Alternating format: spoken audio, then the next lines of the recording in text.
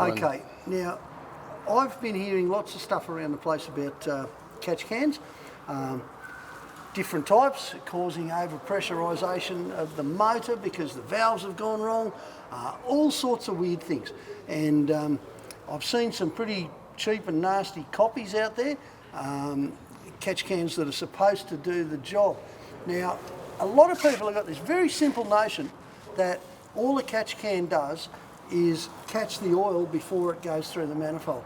It's a little bit more complicated than that, and there's a whole lot of ramifications if you get it wrong. So, you know, because I'm me and I can, I'll come down and have a yarn to Allan Gray, who you know, and to be honest, if Allan doesn't know, then we've got a problem.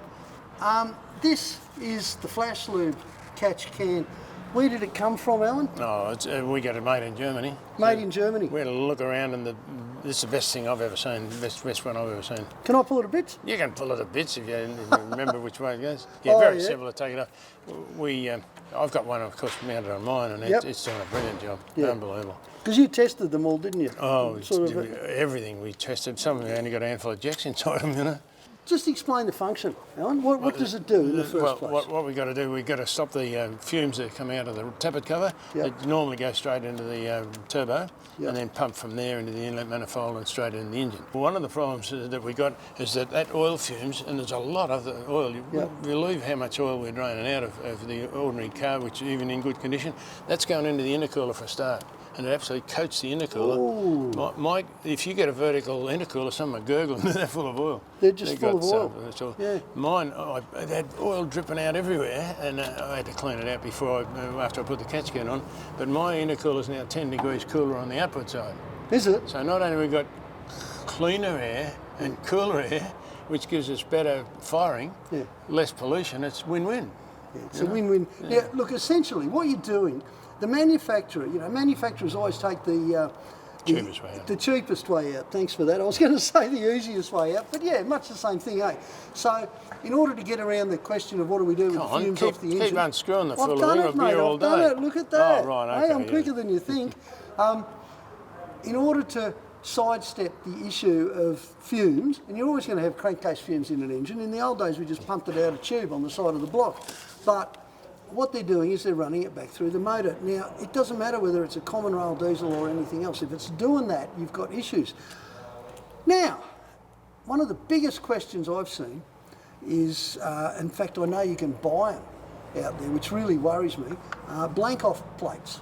For EGR valve? Well, blank-off plates, which basically cuts out the entire function. They're illegal. Totally illegal, but also bad news. Oh, bad news. I mean, we've got common rail diesels and ordinary diesels to stop pollution going out the back with EGR, and the EGR valve works properly. When it works properly, it's as good as gold, but it also will wear the motor out. If you block the EGR valve out, it can damage the motor. Did you hear that? Block it off, damage the motor, okay? And that's what I've been hearing about the traps We've never fitted and never will fit an EGR block-off valve, and I know a lot of garages do. With this, our catch can, we will keep the manifold clean. We've got cleaner air, cleaner injectors. The whole thing is win-win. On my output hose back into the turbo, it is like brand new. I can't believe how good. It's not really a filter; it's an agglomerator. It actually turns the invisible mist into gravity-affected drops, which go out into a tube, and you drain the tube regularly. You can put it back into the motor if you want to, but it's a bit of, tee into the line and all sorts of things and check valves. We just drain it into a hose with a tap, which we supply, and it's great because you can see, hey, look at this stuff that used to go... Look at the oil that should have gone through the intercooler, should have clogged everything up, should have clogged up the manifold. I'm going to pull this off and have a look. Go for it, right? Yeah. Aha, there it is.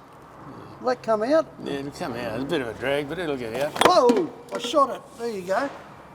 Now, this, without the mud on it, who's been driving this truck? Brent?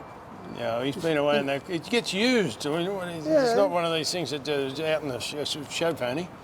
This filter is one of the things that makes this catch can work really well, because it's about, what would you say, 95% efficient? Oh, mine, look, I tell you, I just put my finger in mine and there it is there. It's absolutely perfect. We'd say 95. But the fumes have actually got to go through this it doesn't sort of hit that and drop down. It actually got to go through there, and it, by electrostatic means and a few other means, it actually goes into the centre and then drops out. Right, and that's the oil there. See that? And- That's and let the vapour outlet- that's been turned back to oil. You get condensation as well, you know. Out Yeah, of it. But okay. this is actually made by the same people who make the filters for the screw compressors. Oh, So okay. they've got to take all the oil out of that. It's about 7 layers. It's incredible things. And we reckon it'll probably do 70 or 80,000 kilometres on a normal engine before it needs to be changed. But you can see the gunk. I mean, that You can see it all all that in is there. going dripping down now into that tube to be taken away. Okay. So you can buy a catch can, a very primitive catch can, that might even look a little bit like this. It's going to be nothing like it. It won't have the same filter in it. And, you know, This has got an overflow. If it blocks up, it's got oil can come out a little hole at the bottom, and when that starts to get oily, quite oily, then you change the filter. Yeah. But we're talking, depends on the engine, of course, but I've done, about 50, more than that, 50,000 kilometres with mine, and mine's working perfectly. I just showed a guy a minute ago, and it is bone dry coming out of it. I can't believe it. Yeah, okay, now, how do you know how to put it back together? yeah, well, I'm going to give it a go, and you can tell me if I get it wrong. Yeah, I'll be right. All right. So that just plunks in there. Push it Sorry, down to baby. seal it. That's it, yeah. Well, that's not hard. No, it's not hard. But you know what? Can I borrow my rag for a minute? Yeah, you can have your rag back. You know what? I hope you've been watching this, because here you have the first modification you should make to a vehicle, and not just an old vehicle. When Milo 2 goes back together with the new motor and everything else, guess what? It's going to have one of these catch cans on. Milo 1 has already. Look at this motor, or what's that over there? Safari. That's a chip, sort of, well, what do you call it, a chip? It's more than a chip. It's actually one of the first ones that has got it's a Safari unit that gives you 3 positions of power. We're going to have power, economy or sport. Yeah. And I don't know whether you've driven this one or not, but No, I it'll haven't. throw you back in the seat like you wouldn't believe. Okay. Yeah, it's a great thing, but it's different than most of the ones. It's not a chip that's going to cause trouble. It's worked on a particular. I was very impressed. I went to a lecture by them, and I was very impressed with the way they've gone about it. Yes. They work a lot on the exhaust gas temperature, so as you can't damage the motor at all. They know when it's getting too hot. Whereas a lot of people fit some of these things, and I say, "What's the gas temperature?" Because I've got blown to it. I've got no idea. Nor the boost pressure, as you know. Yeah, so no. all those things are critical, and I've been a bit against chips in the past, but when I see this and the testing they've done on it, I can say that it's a step in the right direction. We've got aluminium radiators. This is a Terrain Tamer aluminium radiator. This has got a dual battery system. It's got that Safari. Now, don't go too fast here. This has got no welding on it.